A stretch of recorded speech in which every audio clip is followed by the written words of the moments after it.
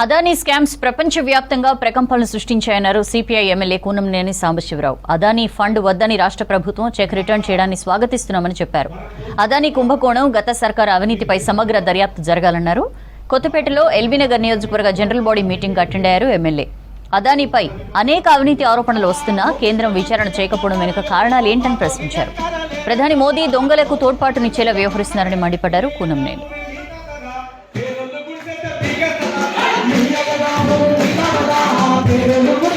చేశాడంటే ఇప్పుడు ఈ తప్పు బయటపడింది ఇప్పుడే డైరెక్ట్గా. అంతకుముందు కుంభకోణాలు అవి వేరే కుంభకోణాలు. అట్లా అనుకుంటే ప్రతి ఒక్కరు తప్పు చేశారు.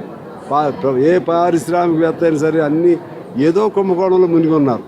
ఆ క్రమంలో సిఎస్ఆర్ పాలసీ తీసుకున్నవాడు తప్పు చేశాడు కాబట్టి, తప్పు చేసామని ఫీలింగ్ ఉంది కాబట్టి నేను తప్పు జరగకుండా ఉండటం కోసం వెనక్కి ఇచ్చాడు. ఇచ్చిన సంతోషమే కదా.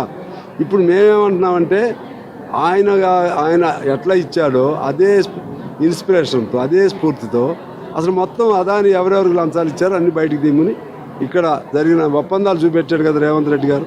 ఆ ఒప్పందాల వెనక ఏమైనా మతలబు ఉందా, ఆ ఒప్పందాల వెనక చేతులు ఏమైనా మారినాయి, అది కూడా బయటికి తీయాలి. ఇక్కడ ఇది చేయాలి.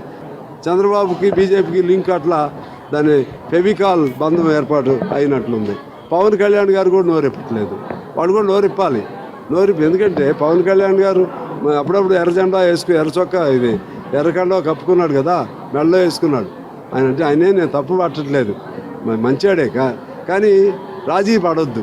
రాజీ పడకుండా ఖచ్చితంగా నరేంద్ర మోడీ అదానికి ఉన్నటువంటి నెక్సెస్, వాళ్ళ సంబంధాలు బయటకు వచ్చే విధంగా వాళ్ళు విచారణ చేయాలి. ఇక్కడ కూడా రేవంత్ రెడ్డి గారు తెలియజేయకపోయినా ఆ 100 కోట్లు వద్దనుకున్నాడు, వెనక్కి ఇచ్చాడు, సంతోషమే.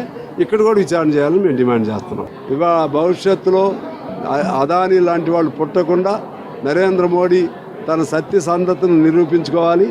లేకపోతే నరేంద్ర మోడీ దొంగలను పోషించిన గజ దొంగలాగా మిగులుతాడు. అదేవిధంగా జగన్మోహన్ రెడ్డి లాంటి వాళ్ళు తోడు దొంగల్లాగా డబ్బును పంచుకున్నారు. ఇవన్నీ బయటికి తీయాలి. ఎన్నికలు లాంటి పారదర్శకంగా నడపాలి. ఆ క్రమంలో ఏ పార్టీ వాడు అందులో ఉన్నా, వాళ్ళు డబ్బులు ఎవరికి ముట్టినట్టు ఉన్నా అన్నీ విచారణ చేయాలని చెప్పి మేము డిమాండ్ చేస్తున్నాం.